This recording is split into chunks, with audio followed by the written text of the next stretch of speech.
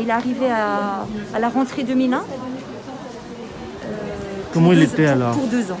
Comment il était comme professeur? Eh bien, plutôt discret, très investi, plutôt discret avec l'équipe pédagogique, sensible, ça certainement. Très ouvert, on pouvait communiquer avec lui sans problème. Et bon, ce que je retiens, c'est surtout un professeur très investi dans son travail, irréprochable, très attentif au respect de toutes les règles de la pédagogie, respectueux des programmes et investi, travailleur. Voilà. Vous enseignez la même matière? On enseigne la même matière, donc je n'avais pas les mêmes, forcément, j'avais pas les mêmes élèves que lui, mais on échangeait sur les pratiques.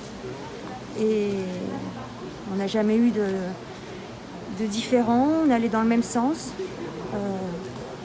Donc le fait d'apprendre son identité et de réaliser que c'était un homme comme lui qui avait été assassiné, c'est devenu insupportable. Ça l'était avant même l'annonce du nom de la personne, mais c'est incompréhensible totalement. Vous continuerez à enseigner des caricatures? Oui, bien sûr. Comme disait Madame le maire, les Charlie Hebdo et d'autres caricatures, on en a dans nos armoires. Elles sont projetées. Pour la rentrée, moi j'ai donné des devoirs pour la rentrée de novembre. À un niveau, j'ai donné des exercices sur la liberté d'expression. C'est le programme, vraiment, on est au cœur. Sur les valeurs de la République. Ça, c'est pour les 3e. Et pour les 4e, donc le niveau auquel enseignait M. Paty, eh bien, j'ai donné des extraits des textes des philosophes des Lumières, Voltaire, l'édit sur la tolérance. Donc on est vraiment dans le sujet, c'est incroyablement d'actualité. Et bien sûr, on en parlera à la rentrée, tout ça. Ce professeur est arrivé à la seconde rentrée du collège, c'est-à-dire à la rentrée 2001. Et je me souviens très bien de cette période parce que nous avons, juste au moment des vacances de la Toussaint, investi le nouveau bâtiment que chacun connaît au niveau de la commune, le collège Les Blés d'Or. Et je me souviens très bien de sa joie d'arriver dans un établissement tout neuf avec des salles spécialisées et qui lui permettaient d'accomplir au mieux sa mission. Sa mission, il a toujours sincèrement été le plus volontaire possible pour l'accomplir.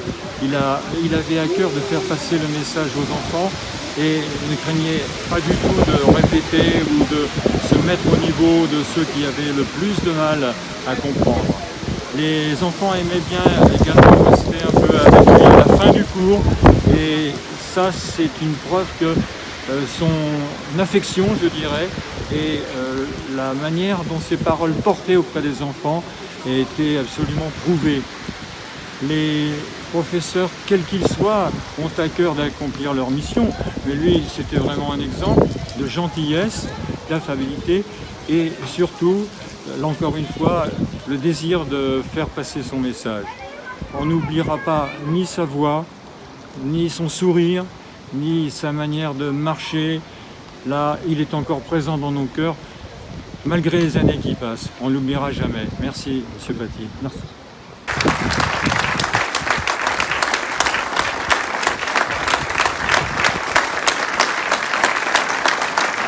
La colère, c'est tout ce qui m'a traversé l'esprit.